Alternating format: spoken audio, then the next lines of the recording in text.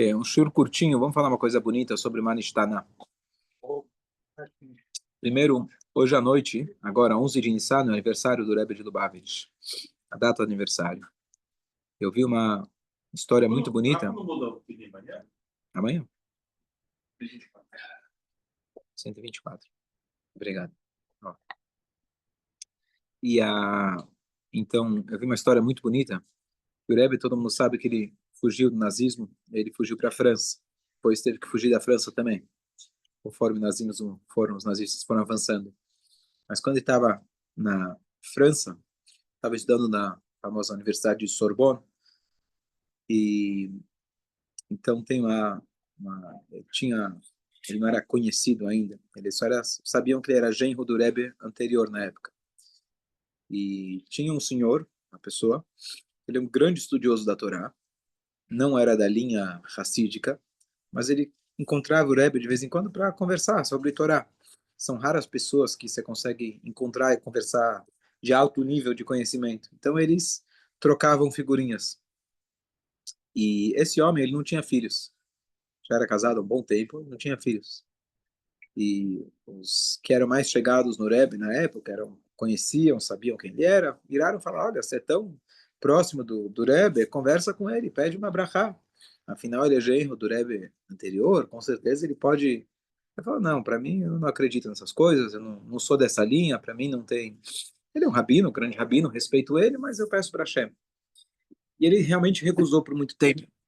E aí estava chegando o Pesach, e ele foi se encontrar com o Rebbe para conversar, falar da Gadá, falar de, né, assuntos com certeza bem avançados. E aí, no meio da conversa, ele comenta com o Rebbe e fala, olha, os teus amigos, os teus alunos, eles estão pedindo para mim, pedir para o senhor uma bênção. Eu não acredito nessas coisas, não, para mim isso não tem... Mas eu só tô lhe comentando porque eles me encheram muito para eu falar para você. O Rebbe falou para ele que a mitzvah da Agadá é veigadetá lebincha. Conte para o seu filho. Então, você possa contar para o seu filho. Assim o Rebbe respondeu para ele. E aí, aquele rabino, ele acabou mudando, ele foi para Israel naquele ano, e no ano seguinte ele já estava com um filho homem, ele teve, e esse menino já estava no ceder presente para ele poder contar para ele. Ainda acho que não conseguia falar mais está lá tão rápido, né? O milagre é bom, mas nem tanto. mas, mas no ano seguinte ele já tava lá presente no ceder. E no ano de 1991, esse menino, esse bebê que nasceu, cresceu em Bnei Brak, uma cidade extremamente racídica, para quem conhece.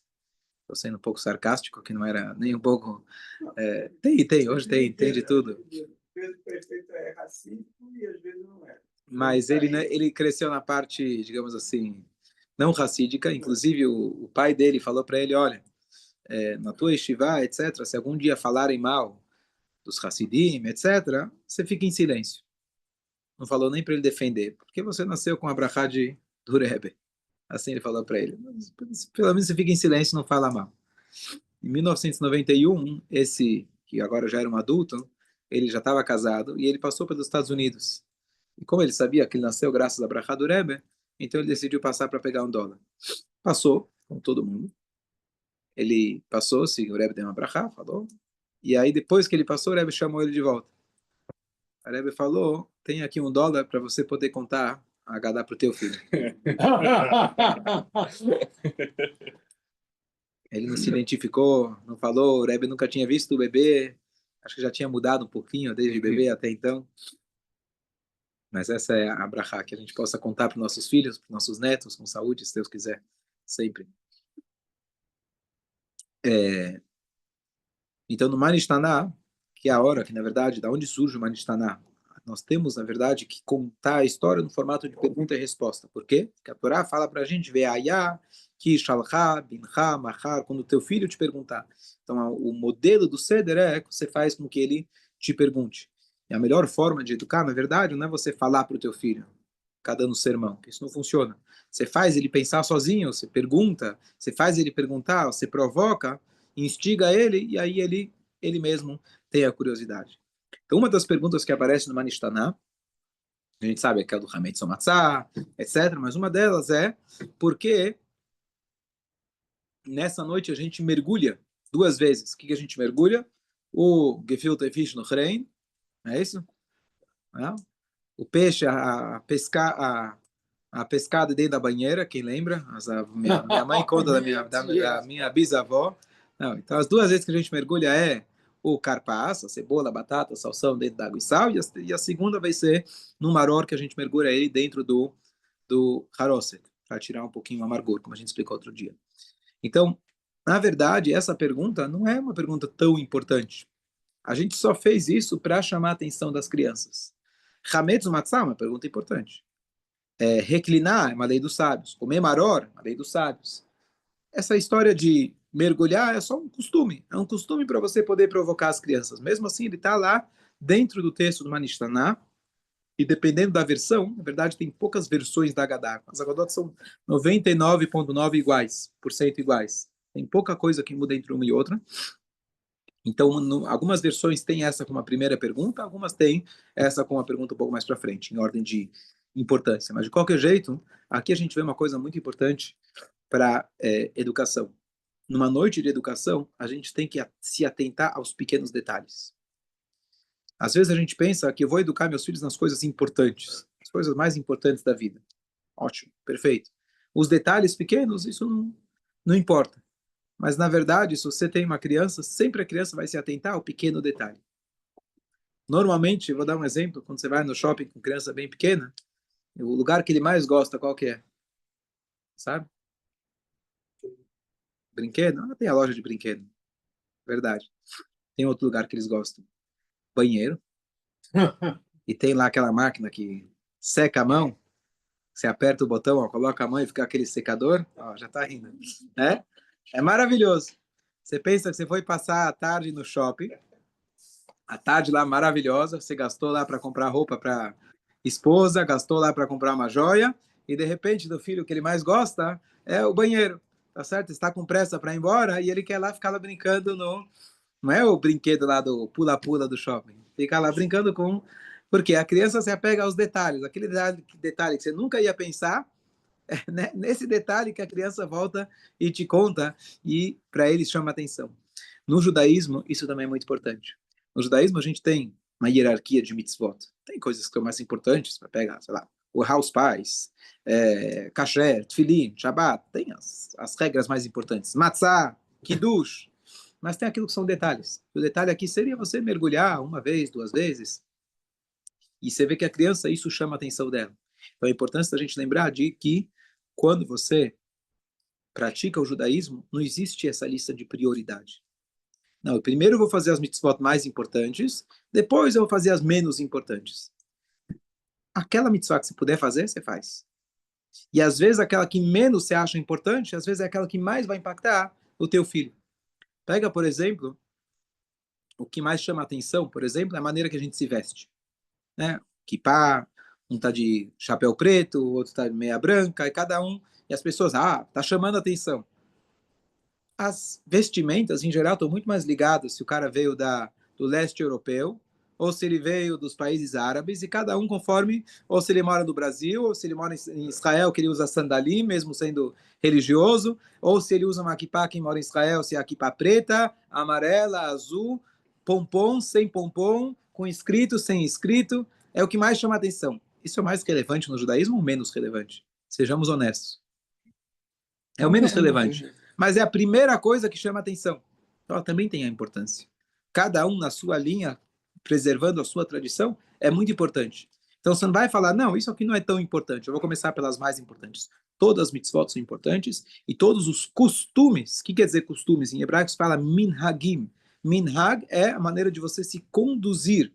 É a maneira que você se conduz, a maneira que você se apresenta, eles têm um impacto muito importante. Então, por incrível que pareça, eu falei antes do Gefilte Fish, você pergunta para qualquer judeu, o mais afastado possível, se ele sabe alguma coisa do Pesach, ele vai te falar do Kneidalach. Não tem mitzvah comer Kneidalach, mas é isso que lembra. O Gefilte Fish, para quem gosta, com creme. ou cada um conforme a sua tradição, que não tem nada, zero mitzvah em absoluto comer alguma dessas coisas nesse formato, mas esses detalhes da tradição são então importantes. No Pesach existe uma curiosidade interessante. No Pesach, várias vezes, várias famílias têm o cuidado de não comer fora de casa. E muita gente fala, não, eu não vou num hotel em Pesach, eu como em casa. Por quê? Estou dizendo mesmo que o hotel é 100% e segue a tua linha e tem os rigores. Eu não como. Por quê? Cada família tem o seu rigorzinho, cada família tem o seu detalhe. E em Pesach, isso é louvável. Não que você vai inventar coisa que não existe, mas se você tem uma tradição, e eu conto isso todo ano, os primeiros sogros do Rio de Janeiro, Rabino Berkes, ele não cresceu religioso, mas a origem dele é da Hungria. Então, na casa dele não se comia, não me pergunta por quê, verduras com sementes em Pêssar. Pepino, tomate, não me pergunta por quê. Mas existe esse costume, pelo jeito. E ele, quando fez chuvá, foi para chuvá, virou rabino, etc. Ele segue o costume, vamos supor, Rabat, não tem esse costume, mas ele falou, esse é a única das poucas coisas que eu tenho que eu posso dizer que é tradição. Meu pai, não sei se ele, espero que cuidava também do Hametz, etc. Mas isso era importantíssimo para ele, que isso tocava na alma. Assim, quando você escuta o cara falando, não, arroz em Pesach, eu tenho que comer. Aquele que fala arroz em Pesach, de jeito nenhum, tá certo? Por quê? São costumes, mas esses costumes é aquilo que aquela margem que existe dentro do judaísmo, não margem de erro, mas é uma margem para você poder colocar o seu próprio costume, a sua própria família. Não que você vai inventar alguma coisa, mas que tem alguma coisa particular. Então, curiosamente, aquilo que às vezes é menos importante, de repente é aquilo que passa para a próxima geração. Bem aquilo que você achou que era supérfluo, bem aquilo que você achou que não era importante, justo aquilo foi aquilo que marcou os teus filhos. Então, quando a gente fala de educação, quando a gente fala de judaísmo, a gente sabe que não tem ordem de prioridade. Tudo que a gente puder fazer, faça. E aquilo que você acha que não é importante, às vezes é isso que você fez, né? Às vezes você educa, sempre fala, você educa uma criança, fala, não pode roubar, tem que ser honesto. E chega no dia, você está lá, fui fazer uma vez um passeio de andar de metrô. Andar de metrô aqui em São Paulo, legal. E aí você tem lá, não lembro qual que é a idade, né? Até tal idade de graça. Eu poderia chegar na hora e falar, ó, não, ele tem menos. Não precisa tirar RG, uma criança. Vamos supor que era, não sei, 6, não sei até que idade, 10. Poderia falar, tem 5, tá feito. Mas se eu chego e falo, tem 5, todos os anos que eu pude falar sermões e sermões sobre honestidade, por R$ 4 da passagem, eu acabei comprometendo. Por quê? Às vezes é um detalhe que você falou, o jeito que você falou com alguém, é isso que marcou. Lá o aspecto positivo também. O teu filho vai ver algum detalhe que você fez, um por favor que você disse, um obrigado que você falou, o jeito que você falou, e é isso que ficou marcado para ele. Pensar essa merda a todos. Boa noite. Shoya.